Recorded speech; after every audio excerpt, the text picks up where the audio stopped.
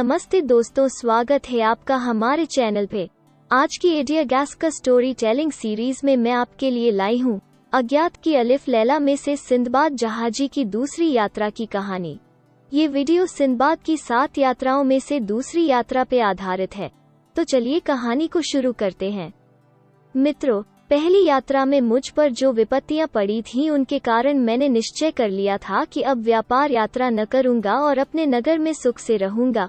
किंतु निष्क्रियता मुझे खलने लगी, यहाँ तक कि मैं बेचैन हो गया और फिर इरादा किया कि नई यात्रा करूं और नए देशों और नदियों, पहाड़ों आदि को देखूं। अतएव मैंने भांति भांति की व्यापारिक वस्तुएं मोल ली और अपने विश्वास के व्यापारियों के साथ व्यापार यात्रा का कार्यक्रम बनाया। हम लोग एक जहाज पर सवार हुए और भगवान का नाम लेकर कप्तान ने जहाज का लंगर उठा लिया और जहाज पर चल पड़ा। हम लोग कई देशों और द्वीपों में गए और हर जगह क्रय विक्रय किया। फिर एक दिन हमारा जहाज एक हरे भरे द्वीप के तट से आ लगा। उस द्वीप में सुंदर और मीठे फलों के बहुत से वृक्ष थे। हम लोग उस द्वीप पर सैर के लिए उतर गए, किंतु वो द्वीप बिल्कुल उजाड़ था, यानी वहाँ किसी मनुष्य का नामो निशान भी नहीं था, बल्कि कोई पक्षी भी दिखाई नहीं देता था। मेरे साथी पेड़ों से फल तोड़ने लगे, लेकिन मैंने एक सोते के किनारे बैठकर खाना निकाला और खाया और उसके साथ शराब पी। शराब कुछ अधिक हो गई और मैं सो गया तो बहुत समय तक सोता ही रहा। जब आंख खुली तो देखा कि मेरा कोई साथी वहां नहीं है और हमारा जहाज भी पाल उड़ाता हुआ समुद्र में आगे जा रहा है। कुछ ही क्षणों में जहाज मेरी आंखों से ओझल हो गया। मैंने यह देखा तो हतप्रभ रह गया। मुझे उस समय जो दुख और संताप हुआ उसका मैं वर्णन नहीं कर सकता। मुझे विश्वास हो गया कि इसी उजाड़ द्वीप में मैं मर जाऊंगा और मेरी खबर लेने वाला भी कोई न रहेगा।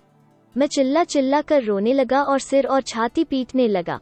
मैं अपने को बार बार धिक्कारता कि कम भक्त, तुझ पर पहली यात्रा ही में क्या कम विपत्तियां पड़ी थीं कि दोबारा यह मुसीबत मोल ले ली। लेकिन कब तक रोता पीटता। अंत में भगवान का नाम लेकर उठा और इधर उधर घूमने लगा कि कोई राह मिले तो जाऊं। कोई रास्ता न दिखाई दिया तो मैं एक ऊंचे पेड़ पर चढ़ गया कि शायद इधर उधर कोई ऐसी जगह मिले जहां रात काटूं, किंतु द्वीप के पेड़ों, समुद्र के जल और आकाश के अतिरिक्त कुछ न देख सका। कुछ देर बाद टापू पर मुझे दूर पर एक सफेद चीज दिखाई दी। मैंने सोचा कि शायद वहीं ठिकाना मिले, यद्यपि समझ में नहीं आता था कि वो क्या है।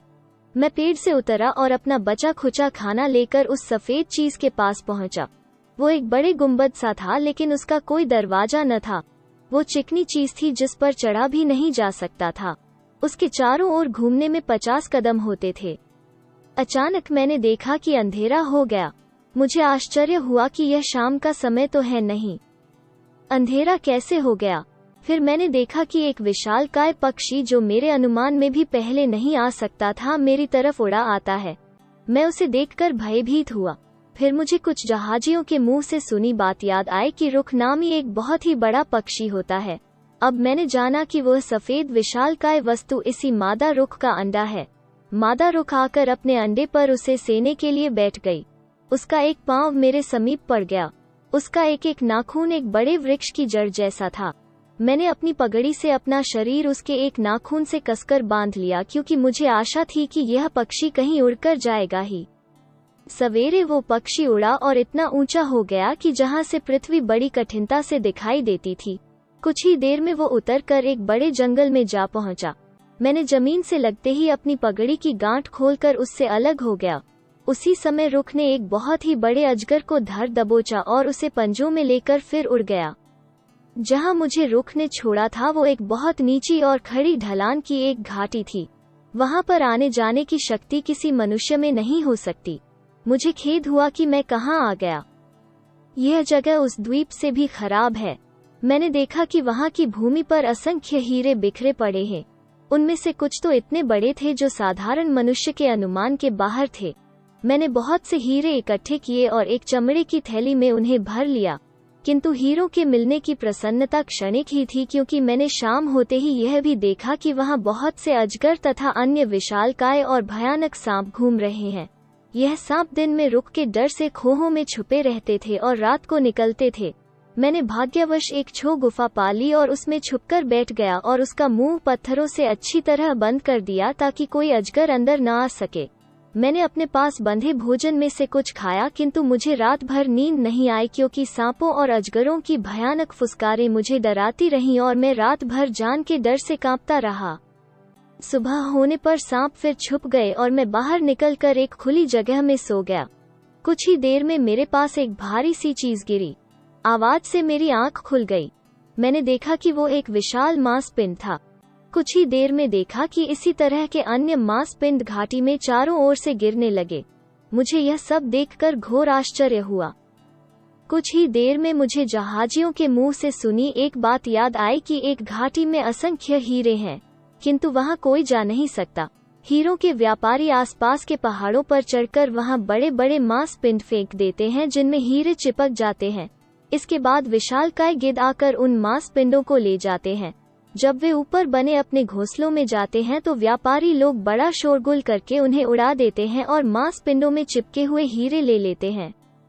मैं पहले परेशान था कि इस कब्र जैसी घाटी से कैसे निकलूंगा, क्योंकि पिछले दिन बहुत घूमने फिरने पर भी निकलने की कोई राह नहीं दिखाई दी थी, किंतु उन मांस पिंडों को देखकर मुझे बाहर निकलने की कुछ आशा बंधी। मैंने पुराने उपाय से काम लिया। मैंने अपने को एक मांस पिंड के नीचे की ओर बांध लिया। कुछ ही देर में एक विशाल गिद्ध उतरा और मांस पिंड को और उसके साथ मुझे लेकर उड़ गया। मैंने वो चमड़े की थैली भी मजबूती से अपनी कमर में बांध ली जिसमें पहले मेरा भोजन था और जिसमें बाद में मैंने हीरे भर लिए थे। गिद्ध ने मुझे पहाड़ की चोटी पर बने अपने घोंसले में पहुंचा दिया। मैंने तुरंत स्वयं को मांस खंड से अलग कर लिया। उसी समय बहुत से व्यापारी शोरगुल करते हुए आए और बड़ा गिद्ध डरकर भाग गया। उन व्यापारियों में से एक की दृष्टि मुझ पर पड़ी। वो मुझे देखकर मुझ पर क्रोध करने लगा कि तू यहाँ क्यों आया। उसने समझा कि मैं हीरे चुराने के लिए गिद्ध के घोंसले में चला आया था। अन्य व्यापारियों ने भी मुझे घेर लिया। मैंने कहा कि भाइयों, आप लोग मेरी कहानी सुनेंगे तो मुझ पर क्रोध करने के बजाय मुझ पर दया ही करेंगे। मेरे पास बहुत से हीरे इस थैली में हैं। वे सारे हीरे मैं आप लोगों को दे दूंगा। यह कहकर मैंने अपनी सारी कहानी उन लोगों को सुनाई और उन सबों को मेरी विचित्र कथा और संकटों से बचकर निकलने पर बड़ा आश्चर्य हुआ। व्यापारियों का नियम था कि एक एक गिद्ध के घोंसले को एक एक व्यापारी चुन लेता था। वहां से मिले हीरों पर उसके सिवा किसी का अधिकार नहीं होता था। इसीलिए वो व्यापारी, जिसके हिस्से में वो घोंसला था, मुझ पर क्रोध कर रहा था। मैंने अपनी थैली उलट दी। सब लोगों की आंखें आश्चर्य से फट गईं क्योंकि मैंने कई बहुत बड़े बड़े हीरे भी भर लिए थे। मैंने उस व्यापारी से, जिसके हिस्से में वो घोंसला था, कहा कि आप यह सारे हीरे ले लीजिए।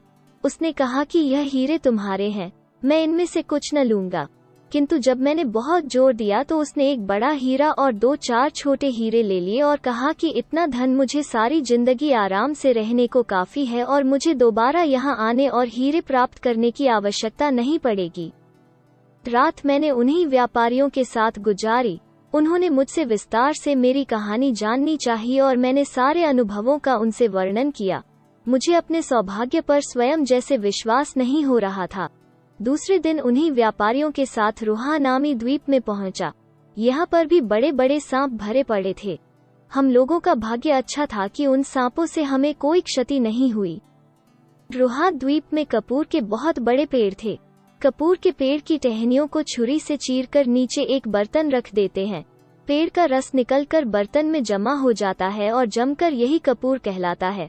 पूरा रस निकल जाने पर वो टहनी मुरझा कर सूख जाती है। कपूर का पेड़ इतना बड़ा होता है कि उसकी छाया में 100 आदमी बैठ सकते हैं। उस द्वीप में एक पशु होता है जिसे गेंडा कहते हैं। वो भैंसे से बड़ा और हाथी से छोटा होता है। उसकी नाक पर एक लंबी सींग होती है। उस सींग पर सफेद रंग के आदमी की तस्वीर बनी होती है। कहा जाता है कि गेंडा हाथी के पेट में सींग घुसेड़ कर उसे मार डालता है और अपने सिर पर उठा लेता है, किंतु हाथी का खून और चर्बी जब उसकी आंखों में पड़ती है तो वो अंधा हो जाता है। ऐसी दशा में रुख पक्षी आता है और गैंडे और हाथी दोनों को पंजों में दबाकर उड़ जाता है और अपने घोंसले में जाकर अपने बच्चों को उनका मांस खिलाता है। उस द्वीप से होता हुआ मैं और बहुत से द्वीपों में गया और अपने हीरों के बदले वहां की बहुमूल्य वस्तुएं खरीदी। इस प्रकार कई द्वीपों और देशों में व्यापार करता हुआ बसरा के बंदरगाह और वहां से बगदाद पहुंचा। मेरे पास इस यात्रा में भी बहुत धन इकट्ठा हो गया था। मैंने उसमें से काफी दान किया और कई निर्धनों को धन से संतुष्ट किया। अपनी दूसरी सागर यात्रा का वृतांत समाप्त करके सिंदबाद ने हिंदबाद को 400 दीनारें देकर विदा किया और कहा कि कल इसी समय यहाँ आना तो तुम्हें अपनी तीसरी सागर यात्रा का वृतांत सुनाऊंगा। यह सुनकर हिंदबाद भी उसे धन्यवाद देकर विदा हुआ और अन्य उपस्थित लोग भी। तीसरे दिन नियत समय पर हिंदबाद तथा अन्य मित्रगण सिंदबाद के घर आए। दोपहर का भोजन समाप्त होने पर सिंदबाद ने कहा, दोस्तों, अब मेरी तीसरी यात्रा की कहानी सुनो जो पहली 2 यात्राओं से कम विचित्र नहीं है। इस कहानी में बस इतना ही। The end. अगर आपको ये स्टोरी टेलिंग सीरीज की वीडियो पसंद आई हो तो कृपया इस वीडियो को लाइक और शेयर करें और आगे की यात्राओं की कहानी सुनने के लिए मेरे चैनल को सब्सक्राइब करें। चलिए मिलते हैं अगले वीडियो में।